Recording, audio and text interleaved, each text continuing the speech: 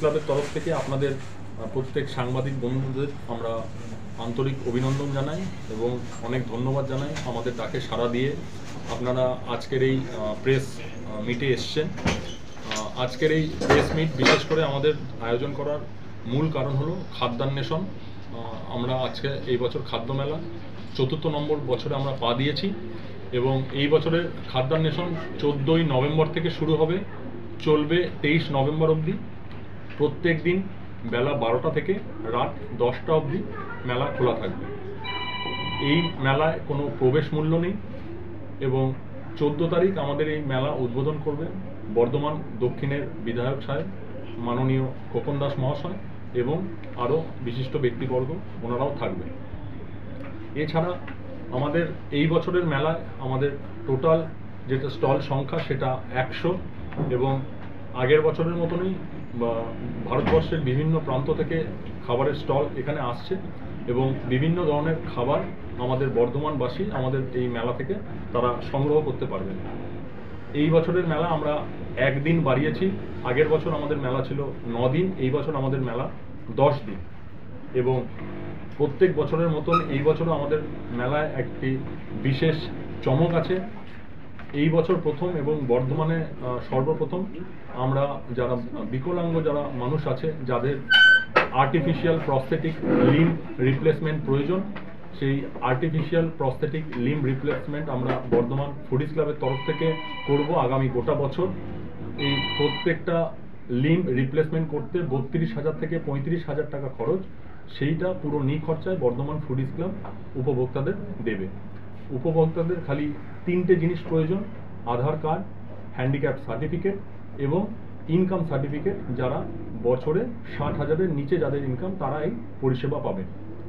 Bardhaman foodies club এই প্রজেক্টটা আগামী গোটা বছরই চালাবে। প্রত্যেক মাসে একটি করে ক্যাম্প হবে এবং ওই গোটা মাসে যে কটা আবেদনপত্র জমা পড়বে আমরা সে কটা লিম্ব রিপ্লেসমেন্ট আমরা করব।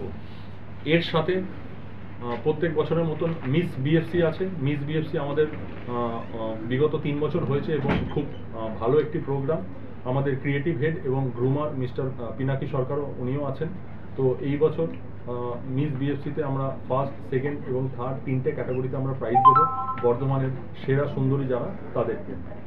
তার সাথে আছে বডি বিল্ডিং শো। এই সময়ে যেখানে মাঠ ঘাট অনেক কম, সেই জায়গায় শরীর চর্চা করা কতটা ইম্পর্টেন্ট সেটা বোঝানোর জন্যই আমরা বডি বিল্ডিং শো রেখেছি বর্ধমান ফুডিজ ক্লাবের মঞ্চ থেকে।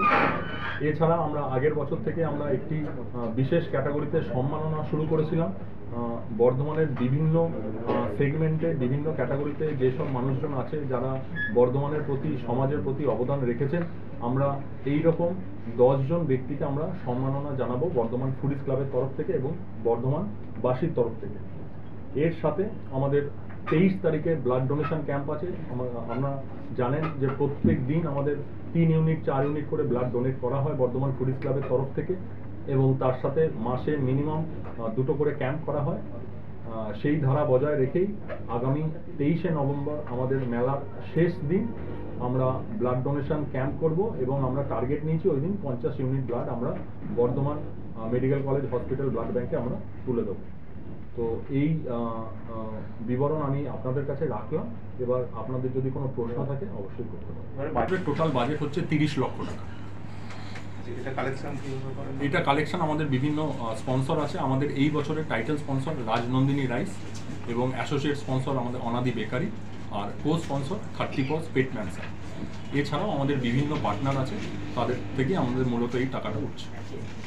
বিকলাঙ্গদের যে পুরস্কার দেওয়া হবে সেটা কি সারা বছর ধরেই দেবেন না ওই দিন মঞ্চ থেকে দেওয়া হবে? না, বিকলাঙ্গদের পুরস্কার নয়, তাদের যে আর্টিফিশিয়াল হাত এবং পা যেটা লাগে সেই পাটা আমরা রিপ্লেস করে দেবো। সংখ্যাটা এখনো অবধি আমাদের কাছে 15টা নামের আবেদন করেছে এবং 14 তারিখ মেলার মাঠ থেকে 14 নভেম্বর এবং 15 নভেম্বর দুপুরবেলা 12টা থেকে বিকেলবেলা 5টা অবধি ক্যাম্পটা থাকবে এবং ওই ক্যাম্পে ওনারা আসবেন। সেখানে মেডিকেল টিম থাকবেন, তারা মেডিকেলি টেস্ট করবে এবং টেস্ট করার পর যা যা করণীয় সেটা করবে এবং তাদের লিম্বটা যে কোনো জায়গা থেকে আবেদন করতে পারে, গোটা ওয়েস্ট বেঙ্গলের যে কোনো জেলা থেকে করতে পারে। শুধু এই কাজটা আমরা গোটা বছর শুধু খাবারের আইটেম থাকবে না আদার্স কিছু স্টল থাকবে? কালচারাল প্রোগ্রাম খাবারের সাথে আরও অন্য কিছু স্টল থাকবে, কিছু নন ফুড আইটেমের স্টল থাকবে। মূলত আমরা যখন খাদ্য মেলা যখন শুরু করেছিলাম আমরা বলে আমাদের মোটো ছিল ভোকাল ফর লোকাল, যে আমাদের স্থানীয় ব্যবসাদারদেরকে একটা প্ল্যাটফর্ম দেওয়া। সেই হিসাবেই বর্ধমানে খাবারের স্টল ছাড়াও আরও অন্যান্য যারা ব্যবসা করে তাদেরও কিছু নন ফুড আইটেমস তারা রাখবে। এবং এর সাথে 10 দিন ধরে বিভিন্ন কালচারাল প্রোগ্রামও থাকবে। বর্ধমানের বিভিন্ন নাচের স্কুল, বিভিন্ন গানের স্কুল তারা কালচারাল প্রোগ্রাম করবেন। এর সাথে কিছু একক শিল্পীও আছে, তারাও কালচারাল প্রোগ্রাম করবেন।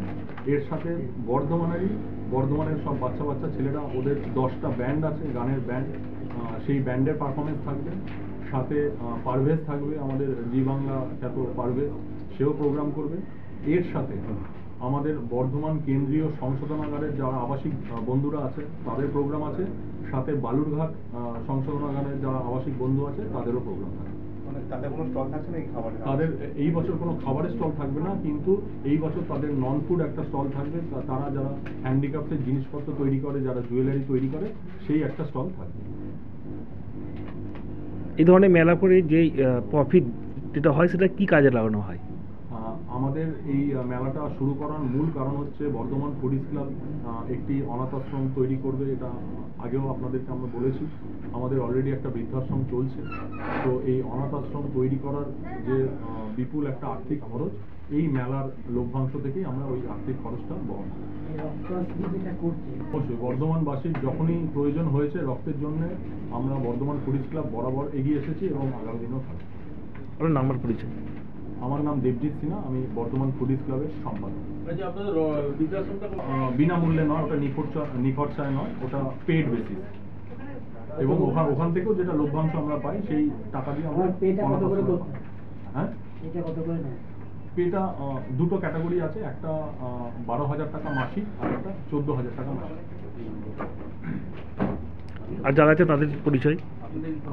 মৈনাক মুখার্জি, উনি বর্ধমান ফুডিজ ক্লাবের সভাপতি। আমাদের ক্রিয়েটিভ হেড এবং গ্রুমার পিনাকি সরকার, এবং দেবব্রত বণিক, উনি বর্ধমান ফুডিজ ক্লাবের সহসভাপতি। তার থাকা, 3 বেলা খাওয়া। ওষুধ না।